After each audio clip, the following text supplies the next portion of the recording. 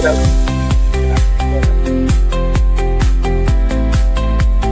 आज नांदेड मध्यवर्ती बँकेची धुरा आपल्याकडे आलेली आहे. काय सांगा काय? नांदेड जिल्हा मध्यवर्ती सहकारी बँकेच्या निवडणुका मागच्या महिन्यामध्ये पार पडल्या. 10 तारखेला आमची औपचारिक निवड झाली आणि आज मी चार्ज स्वीकारलेला आहे आणि पदभारही स्वीकारलेला आहे आणि खऱ्या अर्थाने आजपासून मी कामाला सुरुवात करत आहे. थोडं परंपरागत जी पद्धत होती त्याला बगल देत या सेक्रेट काय? मी जिल्हा बँकेवर पहिल्यांदा निवडून आलो संचालक म्हणून आणि पहिल्यांदाच मला अध्यक्ष म्हणून सन्मान मिळालेला आहे. मागची परंपरागत पद्धत काय होती याबद्दल मला फार काही जाणीव नाही आहे.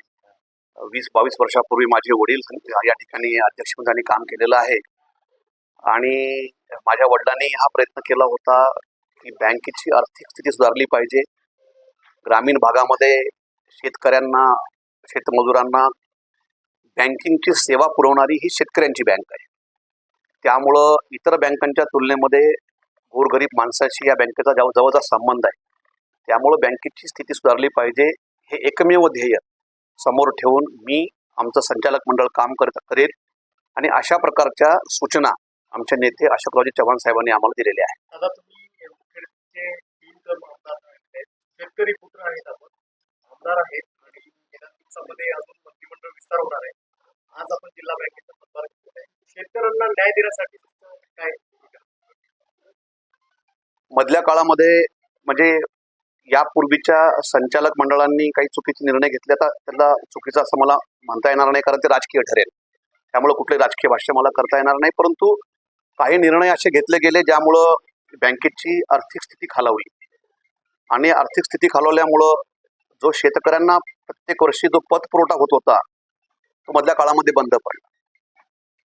मधल्या काळामध्ये जेव्हा संचालक मंडळ बरखास्त झालं त्यानंतर जिल्हाधिकाऱ्यांना त्यांनी प्राधिकृत अधिकारी म्हणून या ठिकाणी नेमणूक केली होती शासनानं आणि त्या काळामध्ये बँकेची थोडीशी स्थिती सुधारलेली आहे.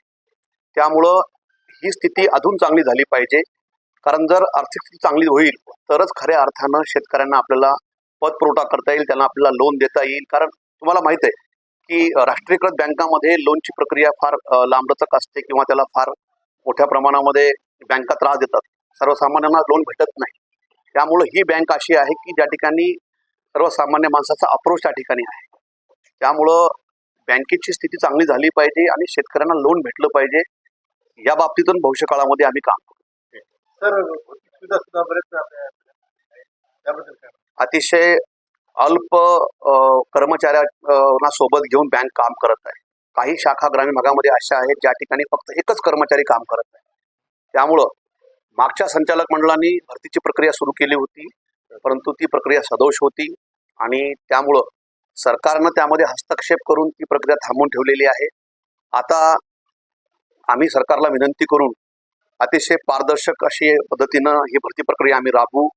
156 जागांच्या भरतीला त्यांनी मंजुरी दिलेली आहे. ही आम्ही त्या ठिकाणी लवकरात लवकर हे मॅनपॉवर आम्ही या ठिकाणी आम्ही त्यांना कामामध्ये घेऊ आणि मला असा विश्वास आहे की ही माणसं कामाला आल्यानंतर मॅनपॉवर वाढेल.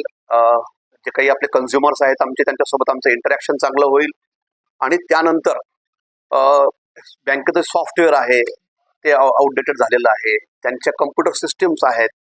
ह्या सगळ्या गोष्टी आपल्याला आता त्या ठिकाणी अपडेट कराव्या लागतील. राष्ट्रीयकृत बँकांच्या तुलनेनं जर आपलं काम करायचं असेल बँकिंगची सुविधा प्रभावीपणे आपलं द्यायची असेल तर आपली सिस्टीम ही अपडेट राहिली पाहिजे. हे आम्ही अपडेट करू आणि मला विश्वास आहे की या 2 गोष्टी केल्यानंतर आमची सेवा नक्कीच सुधारेल आणि त्यानंतर संचालक मंडळामध्ये ठराव करून आम्ही राज्य सरकारकडे आम्ही त्या ठिकाणी मदत मागू.